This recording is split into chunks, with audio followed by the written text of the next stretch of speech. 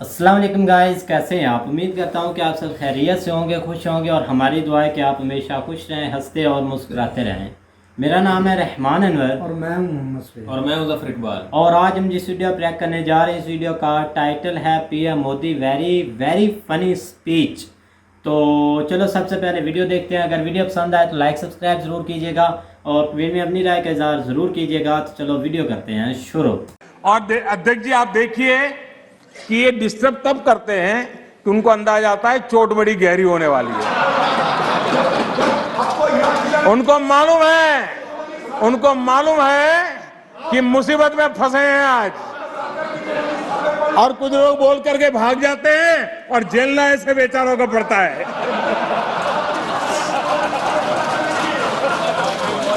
माननीय अध्यक्ष जी, कभी कभी मैं ये विषय बहुत प्यार से कह रहा हूं, नाराज मत हो जाना।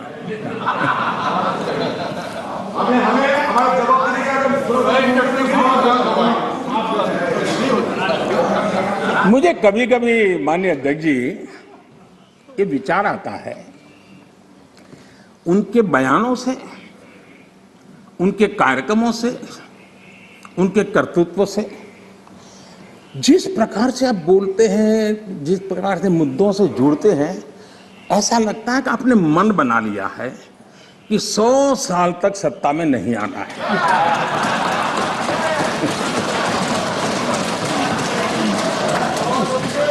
कोई ऐसा नहीं करता जी। थोड़ी सी भी आशा होती, थोड़ा सा भी लगता है हाँ यार देश की जनता फिर से फुलहार करेगी, तो ऐसा नहीं करते जी।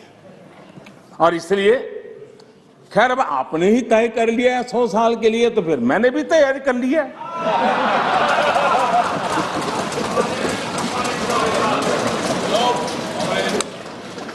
माननीय अध्यक्ष जी, इस सरकार का अंत विरोध करने की जिनको आदत लग गई है, सुबह सुबह शुरू हो जाते हैं। और यहां मैंने देखा हमारे अधीर रंजन जी कह रहे थे क्या रखा है, मोदी मोदी मोदी मोदी करते रहते हो, है यही कर रहे थे। हाँ, बोले साहब लोग मोदी मोदी मोदी बोल रहे हैं, आप क्यों बोल रहे हैं?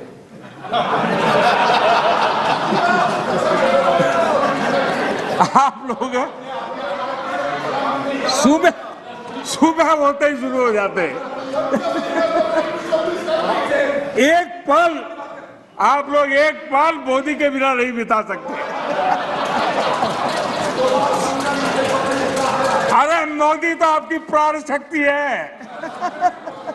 मोदी जी प्रधानमंत्री, इसलिए मोदी जी का नाम तो करना ही पड़ेगा।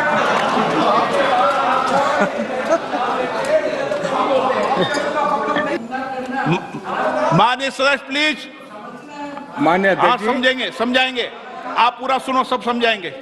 सदन में थोड़ी बहुत टोका टोकी तो आवश्यक होती है, जरा गर्मी रहती है, लेकिन जब सीमा के बाहर जाता है तो जरा लगता है कि हमारे साथी ऐसे हैं।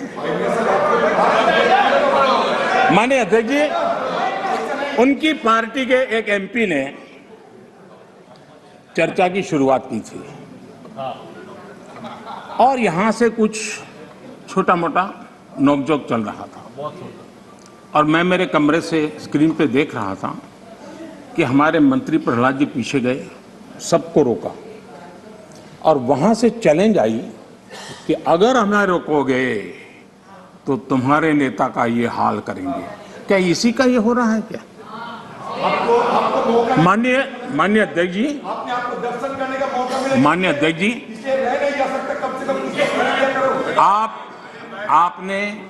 आपको अब हर एक को अपना सीआर सुधारने की कोशिश तो करनी चाहिए, और मैं मानता हूं जितना किया है उससे आपका सीआर ठीक हो गया है। जिन लोगों को रजिस्टर करना है, आपके इस पराक्रम को कर लिया है जी, ज्यादा क्यों कर रहे हो? इस सत्र में तो कोई आपको नहीं निकालेगा, विश्वास करो। इस सत्र में इस सत्र में आपको कोई निकालने का नहीं, मैं आपको गारंटी देता हूं।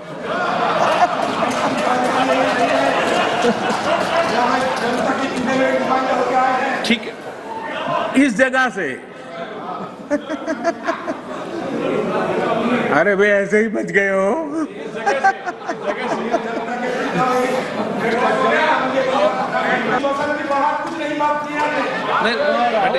माननीय अध्यक्ष जी, तमिलनाडु आखिर में 1962 में, यानी करीब 60 साल पहले आपको मौका मिला था। तेलंगाना बनाने का श्रेय लेते हैं, लेकिन तेलंगाना बनने के बाद भी वहां की जनता ने आपको स्वीकार नहीं किया। झारखंड का जन्म हुआ, 20 साल हो गए, पूर्ण रूप से कांग्रेस को स्वीकारते नहीं है, पिछले दरवाजे से वो घुसने का प्रयास करते हैं। माननीय अध्यक्ष जी, सवाल चुनाव नतीजों का नहीं है, सवाल उन लोगों की नीयत का है, उनकी नेक दिली का है कि इतने बड़े लोकतंत्र में इतने साल तक शासन में रहने के बाद देश की जनता हमेशा हमेशा के लिए उनको क्यों नकार रही है। और जहां भी ठीक से लोगों ने राह पकड़ ली, दोबारा आपको प्रवेश करने नहीं दिया है। इतना सारा होने के बावजूद भी हम तो एक चुनाव हार जाए ना, महीनों तक न जाने इकोसिस्टम क्या क्या करती है।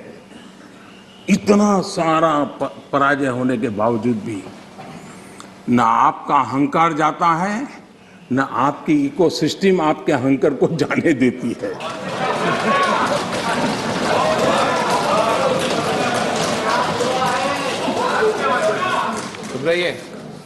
इस बार अधीर रंजन जी बहुत सारे शेर सुना रहे थे। चलिए मौका मैं भी ले लूं। और जब अहंकार की बात मैं कर रहा हूं तब तो मुझे कहना ही पड़ेगा,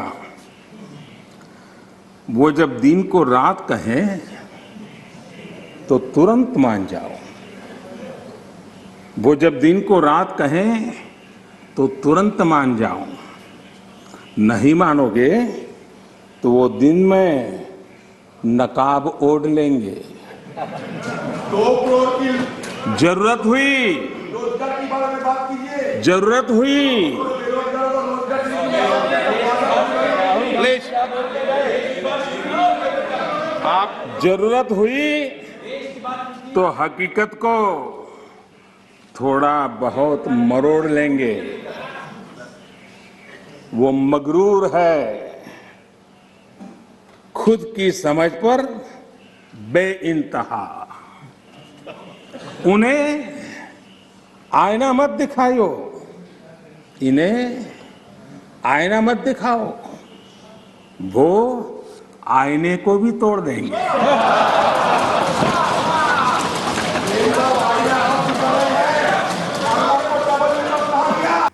हाँ जी गाइस, तो जैसा कि आप वीडियो देख रहे थे तो वीडियो भी काफ़ी इंटरेस्टिंग थी और मज़ा आया भाई।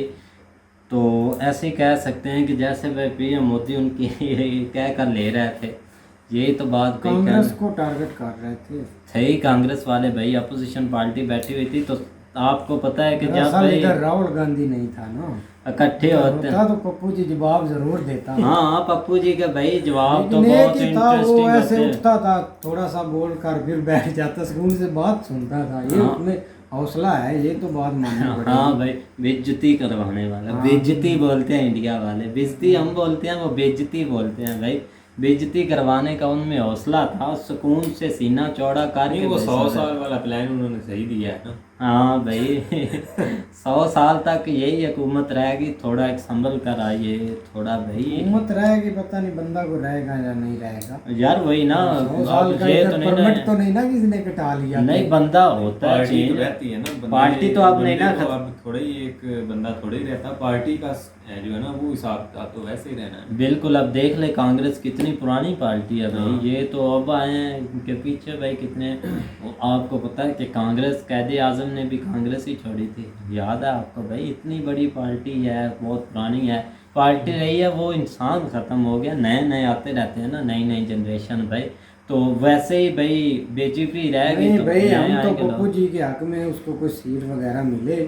हाँ मिलनी आप चाहिए कहाँ से उनको। मिलनी उसको, आप तो मुश्किल नहीं, ही है। अगले इलेक्शन में ट्राई कर लेगा। अगले तो नहीं अगले में भी अभी मुश्किल है, क्योंकि अब आपको पता है कि भाई अब मेन जो है ना भाई वो प्राइम मिनिस्टर मोदी जी हैं, और तो मुझे कोई नहीं अभी नज़र आ रहा, देखते हुए कि जैसे भाई हालात चल रहे हैं इंडिया में। ये मैं नहीं बोल सकता ना कि मुझे इतना पॉलिटिकल पता है इंडिया में कि भाई कौन जीतेगा कौन हारेगा, लेकिन यह है कि उनकी सियासत में कारकर्दगी ठीक है, उनके मुखालफ भी हैं, ये नहीं कि नहीं है, लेकिन सियासत में एक जो है ना वो गाली गलोच वाला या तहजीब का कल्चर जो है ना वो हाथ से नहीं छोड़ना चाहिए। वो मुझे इनकी ये चीज़ एक बहुत पसंद आई है, क्योंकि हम इस चीज़ को फेस कर रहे हैं। जिस तरह हमारे इधर जो है ना आजकल सिस्टम जला हुआ है, उनको जो उनका नाम तो खैर कोई भी नहीं लेता, चोर डाकू, तो बस ये ठग, इस तरह की चीज़ें जो है ना वो चलती आ रही हैं, काफ़ी सालों से हम वो सुन रहे हैं।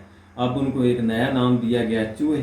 पता नहीं क्या क्या पाल जूते अब पाले तो चूहे, कोई डीजल, कोई चूहे, कोई आप एक नया, उससे भी एक न्यू नाम जो है ना वो चेरी ब्लॉसम रखा गया है एक बंदे का, वो अपोजिशन लीडर हैं शहबाज शरीफ साहब।